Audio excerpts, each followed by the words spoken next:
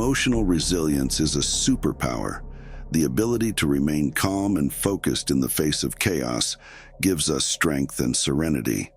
Ancient Greek philosopher Epictetus, one of the most influential Stoic thinker, provided timeless wisdom on mastering our emotions.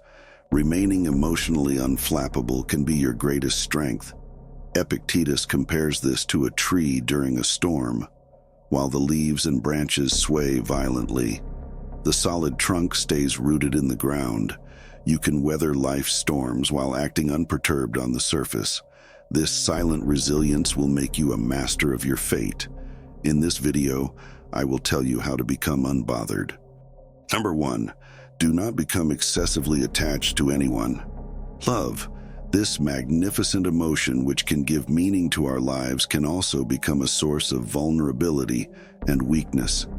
You have power over your mind, not on anything else. So control your mind and don't get excessively attached to someone. Learning to love without becoming excessively attached is the first crucial step toward mastering your emotions.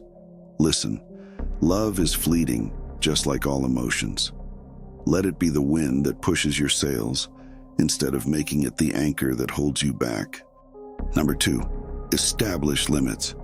Establishing both physical and emotional limits is essential to preserving your well-being. All the time you have is yours alone. Don't be available to everyone. This ensures that your emotional reservoir remains strong, even in a world of constant connectivity. Setting limits means learning to say no without guilt and take time for yourself without justification. Do not misunderstand. That doesn't mean you care any less, but you also care about yourself. Number 3, messages of emotion. Epictetus said that it is not the events themselves that disturb us, but our interpretation of them. Every emotion you feel sends you a message, a lesson to learn. For example, think of a general leading his army into battle. Fear can signal danger, but it also highlights areas requiring better preparation. Anger can indicate injustice, causing the general to fight for what is right. Do you understand? Notice your physical sensations, the thoughts swirling in your mind, and the triggers that trigger the emotion. By understanding these messages, you don't just control your emotions, but you also use them as tools for growth.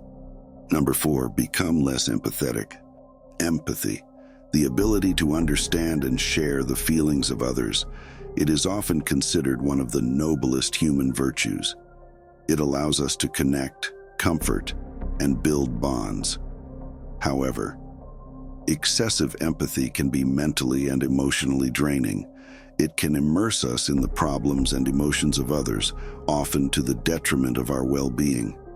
Epictetus once said, "It's not what happens to you, but how you react that matters." This wisdom is particularly true when it comes to empathy. Although it is natural to feel for others, it is crucial to determine when to engage and when to distance. Imagine being a sponge that absorbs every drop of water it encounters without wringing out the excess. With time, the sponge becomes saturated and loses its effectiveness. Don't do that to yourself. Number 5, insult or offense. Epictetus says, "The person who insults or attacks does not really harm the targeted person, but it is his own judgment that causes him to think his actions are offensive." So if someone insults you or provokes you, remember that it is your own interpretation of the situation that is disturbing you. Don't be carried away by appearances. Take a moment to calm down, and this will help you to deal with the situation. One of the keys to not being affected by the opinions of others is to understand that the insult or offense in itself is not harmful. It is our reaction to it that determines whether it affects us or not. The emotional discomfort that accompanies the insult actually comes from the way we treat the insult. When someone puts you down or disrespects you, remember that this insult will only harm you if you allow it. If you choose to react negatively, you let yourself be carried away by negativity. A person's true strength is measured by his ability to remain calm in the face of negativity. Unfortunately, life is like that. When you feel insulted or offended, ask yourself, do I want to win or lose? Number 6, listen more than you speak. Have you ever wondered why we have 2 ears and only 1 mouth? Epictetus teaches us that there is a reason for this. For him, we are designed to listen more than to express our own ideas. According to Epictetus, we gain more by listening to others than by remaining focused on our own voice, and he's right. Listening is the key to learning and moving forward in life, so try to make a change. Focus more on what others have to say and talk a little less. By doing this, you open the way to better understanding and enriching personal development. Number 7, be prepared to fail. Be prepared to fail because that is how you will progress. People often try to avoid being seen as failure, but in reality, being perceived in this way may be a sign of real progress. Stoic philosophers like Epictetus teach us that success is not a coincidence, but the result of many attempts and errors. Listen, it is by making mistakes and learning from them that we get closer to excellence. Failure is not something to fear, but an opportunity to grow and improve. By accepting your failures and learning from your experiences, you move towards your goal. This approach will help you develop the resilience and perseverance necessary to achieve excellence. Number 8, act according to your best judgment. You shouldn't be ashamed to be seen acting according to your principles, even if others may have the wrong idea of what you do. If you do the right thing, why fear the bad judgment of others? Why?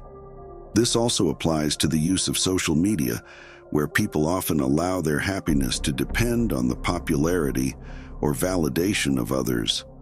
This causes them to act to please them instead of going their own way. Number 9, don't worry if someone talks bad about you. If someone hurts you or speaks badly about you, remember that he is acting on the assumption that he is right to do so. But it is not possible to think that everyone would act according to those who seem right to you, but not to them. Consequently, if they judge based on a false appearance, they are the ones who hurt themselves with their mistake. Based on these principles, tolerate the person who judges you with patience.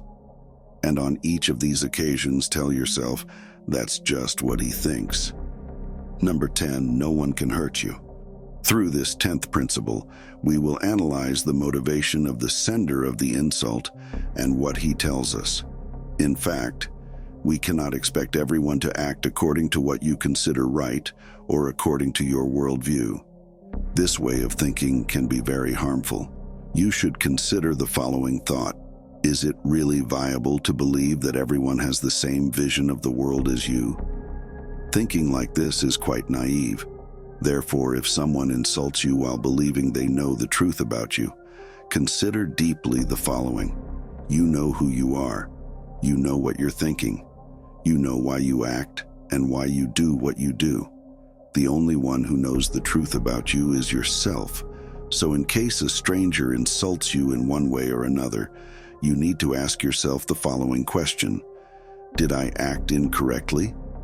If the answer is no, ask yourself, can I get into their mind and understand the reason of the insult? Obviously you can't. Consequently, in the scenario that you have acted correctly and in the face of ignorance as to the motivation for the insult, you should be happy because you are the person who knows yourself the best. In the scenario that you acted correctly, you should not carry the burden of regret. As Epictetus said about the person who insults you, this is how it seemed to him. Now, I would like to end the video with the following lesson from Epictetus. How much longer do you think you will delay before becoming worthy of the highest progress and following the teachings of reason? You have already received the philosophical principles with which you should be familiar. Which other master are you waiting for to start improving? You are no longer a child, but a man. So if you continue to be careless, hurried and constantly putting things off, adding excuse after excuse and putting off the day when you will dedicate yourself to yourself. Life will pass while you remain ignorant until the day you die. Now I want to ask a question. What do you think about the video? This channel is not a Stoicism channel, but I wanted to make a video on it. Let me know your opinion in the comments. Should I make more videos on Stoicism?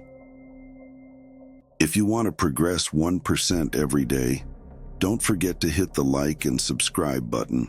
Until next time.